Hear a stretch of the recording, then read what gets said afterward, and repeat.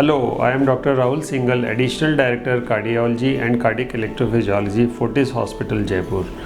So, being a cardiac electrophysiologist, दोस्तों आज मैं आपके सामने आया हूँ जिससे मैं आपको बता सकूँ कि हार्ट केवल एक ब्लड सर्कुलेशन से नहीं चलता, बल्कि हार्ट के अंदर एक विद्युतीय प्रणाली होती है जिसको हम electrical system of the heart कहते हैं।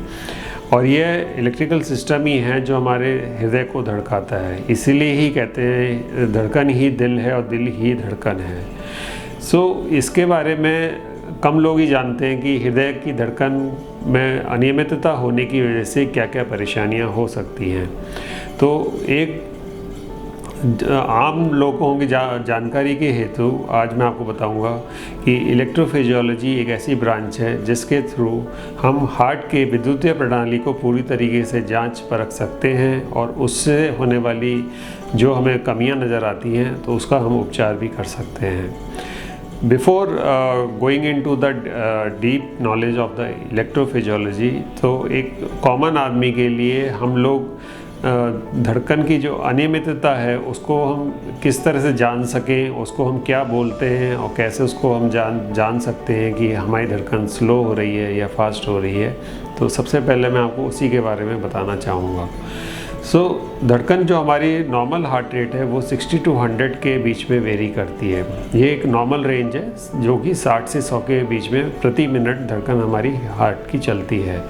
जो एवरेज आपने बुक्स में भी पढ़ा होगा कि इसकी एवरेज जो हार्ट रेट है 72 बीट्स पर मिनट होती है।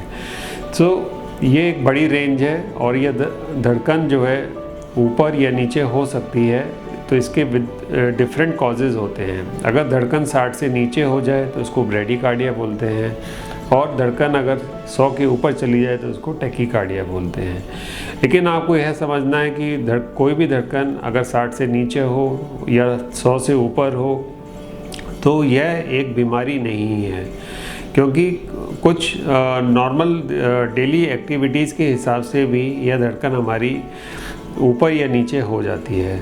जैसे कि अगर धड़कन हमारी स्लो है तो इसके कई जो नॉन पैथोलॉजिकल कारण हैं वो है कि अगर हम लोग जब सोते हैं रात को तो उस टाइम भी हमारी धड़कन 30 या 40 तक चली जाती है। तो यह एबनॉर्मल धड़कन नहीं है, ये एक स्वाभाविक एक फिजियोलॉजिकल फिनोमेना है। तो हमें यह समझना चाहिए कि हर धड़कन स्लो हो जाने का मतलब ये नहीं कि हम बीमार हैं। सिमिलरली जो लोग बहुत दिनों तक लाइक मैराथन रनर्स हैं, उनमें काफ़ी दिनों तक दौड़ने की अभ्यास किया हुआ है, जिनको हम एथलीट्स बोलते हैं, तो इन लोगों के लिए ईसीजी में भी हम कभी देखते हैं तो धड़कन प्राय रूप से 40 या 50 के बीच में मिलती है। तो यह भी एक फिजियोलॉजिकल कंडीशन है, यह कोई बीमारी नहीं है। तो इसलिए सबसे पहले हमें समझना ज़रूरी है कि जब भी धड़कन स्लो हो तो उसके हमें सबसे पहले जो फिजियोलॉजिकल कॉजेज़ हैं उनको रूल आउट करना चाहिए। अगर वो फिजियोलॉजिकल कॉजेज़ नहीं है, यानी कि धड़कन अगर डे टाइम में भी हमारी, जब हम भाग रहे हैं दौड़ रहे हैं उस टाइम भी हमारी हार्ट रेट 30 है, 40 है, 50 है, तो यह एक बीमारी का संकेत है। सिमिलरली अगर कोई एथलीट नहीं है, मैराथन रनर नहीं है और उसकी धड़कन में अगर हमें स्लो पाया जाता है, धीमी पाई जाती है, तो यह फिर बीमारी का संकेत है। तो इस कंडीशन को हम नॉर्मली ब्रेडिकार्डिया बोलते हैं और इसके ब्रेडिकार्डिया के कई रूप होते हैं। सिमिलरली जैसे मैंने बताया ब्रेडिकार्डिया के बारे में, इसी प्रकार टैकीकार्डिया होता है। तो कोई भी धड़कन अगर 100 से ऊपर हो तो उसको टैकीकार्डिया बोलते हैं, बट यह भी बीमारी का संकेत नहीं है।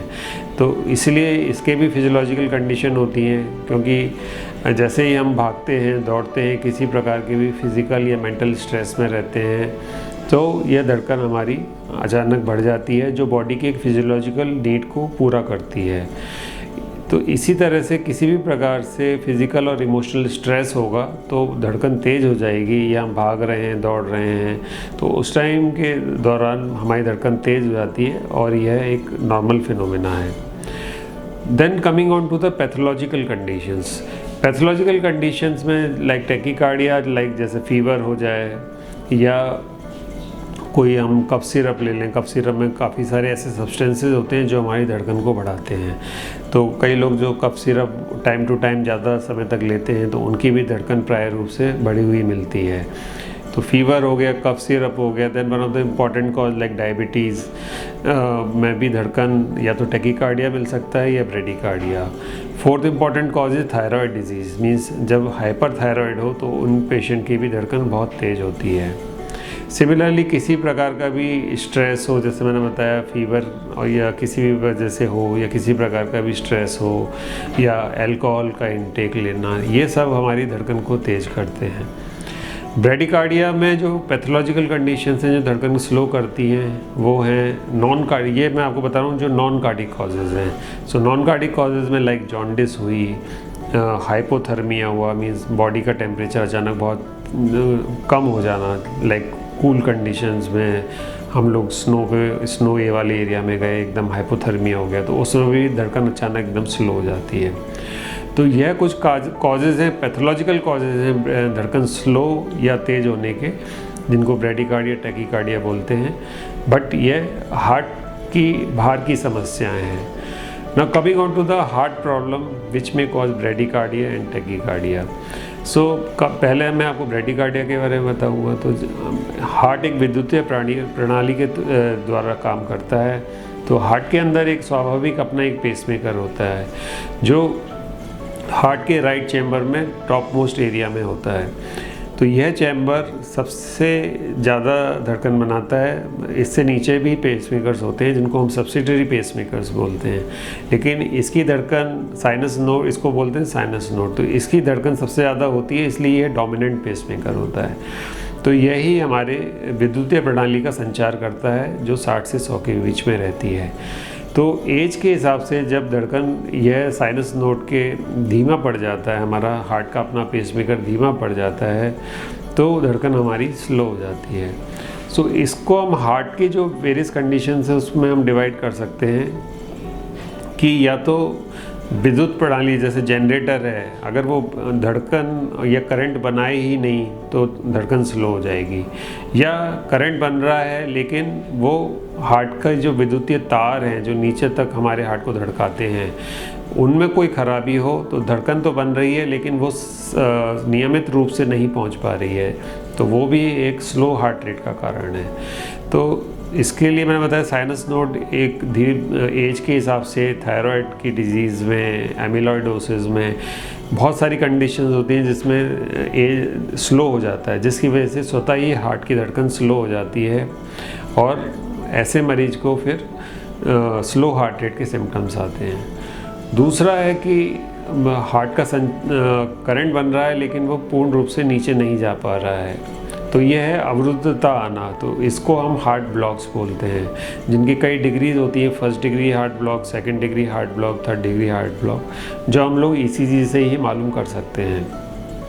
तो यह सारे कॉजेज दोस्तों होते हैं जो ब्रेडिकार्डिया करते हैं, और इनको हम जान सकते हैं कि मरीज को सबसे पहले मरीज को कोई सिम्टम्स हो। सबसे ज़्यादा जो सिम्टम्स मरीज को आते हैं वो हैं एक चक्कर जैसी फीलिंग होना, आँखों के सामने अंधेरा हो जाना, ब्लैकआउट जिसको बोलते हैं, या अचानक चलते चलते अचानक मरीज एकदम से गिर जाता है, या बार बार उसे चक्कर आते हैं, थोड़ा सा भी खांसता है, थोड़ा सा यूरिन जाता है, उस टाइम भी उसे सिनकोप हो जाता है, चक्कर आ जाते हैं। तो यह इंडिकेशन हो सकता है कि आपकी धड़कन स्लो हो। तो इसके लिए फिर आपको डॉक्टरी सलाह लेनी चाहिए, जो हमें अपने ईसीजी पल्स रेट अगर हम मेजर करवाएं उससे मालूम पड़ जाएगा, ईसीजी कराएं तो उससे अपने को मालूम पड़ सकता है। सिमिलरली टैकीकार्डिया के बारे में, टैकीकार्डिया के जो हार्ट से रिलेटेड कॉजेज़ हैं वो है कि किसी भी प्रकार से जो हमारी विद्युतीय प्रणाली है उसके अंदर करंट का अचानक से तेज़ हो जाना। तो नॉर्मली जो भगवान ने हमें मैकेनिज्म दी हुई है तो उसमें जो विद्युतीय प्रणाली है उसमें स्वाभाविकता तेज़ किसी कंडीशन में नहीं आती है, अपार्ट फ्रॉम लाइक हम जो फिजियोलॉजिकल जो मैंने कारण बताए, भागना, दौड़ना, फीवर इत्यादि। ऐसी कंडीशन जब आती है जब हार्ट के अंदर एक एक्स्ट्रा कनेक्शन हो apart from the normal electrical system, जिसको हम एक कॉमन लैंग्वेज में बोलें कि शॉर्ट सर्किटिंग हो जाना। जैसे बिजली के तार जा रहे होते हैं तो सडनली शॉर्ट सर्किट होने से बिजली चली जाती है, तो इसी प्रकार से हार्ट के अंदर कई एक्स्ट्रा कनेक्शंस होने की वजह से शॉर्ट सर्किटिंग हो जाता है और जिसकी वजह से धड़कन अचानक से बहुत तेज़ हो जाती है। दूसरा कारण है कि हार्ट, हमारा जो नॉर्मल फंक्शनिंग हार्ट की होती है 55 से 60% होती है। यही हार्ट अगर धीरे धीरे हार्ट का फंक्शन कम होता चला जाता है, 35% से नीचे आ जाता है, तो ऐसे पेशेंट को कई बार अचानक हार्ट की मांसपेशियों में बीमारी होने की वजह से, एक स्कार होने की वजह से वहाँ से एक अचानक से ही धड़कन तेज़ हो जाती है। तो यह टैकीकार्डिया करती है और ये एक लाइफ थ्रेटनिंग कंडीशंस हैं, सडनली हार्ट रेट तेज़ हो जाना, और पर्टिकुलरली ऐसे पेशेंट में जिनकी हार्ट का फंक्शन ऑलरेडी पुअर हो। तो दोस्तों, इस वीडियो में मैंने आपको बताया कि ब्रेडिकार्डिया क्या होता है, टैकीकार्डिया क्या होता है, उसके क्या क्या कॉजेज़ हो सकते हैं जो फिजियोलॉजिकल होते हैं और पैथोलॉजिकल होते हैं, और पैथोलॉजिकल में फिर जो हार्ट से नहीं रिलेटेड होते हैं और जो हार्ट से रिलेटेड होते हैं। सो यह बताने का मेरा मतलब ये था जिससे कि आप सामान्य रूप से जान सकें कि कब आपकी हार्ट रेट स्लो है और किन कंडीशनों में आपको डॉक्टर के पास आना चाहिए। Thank you so much for your attention.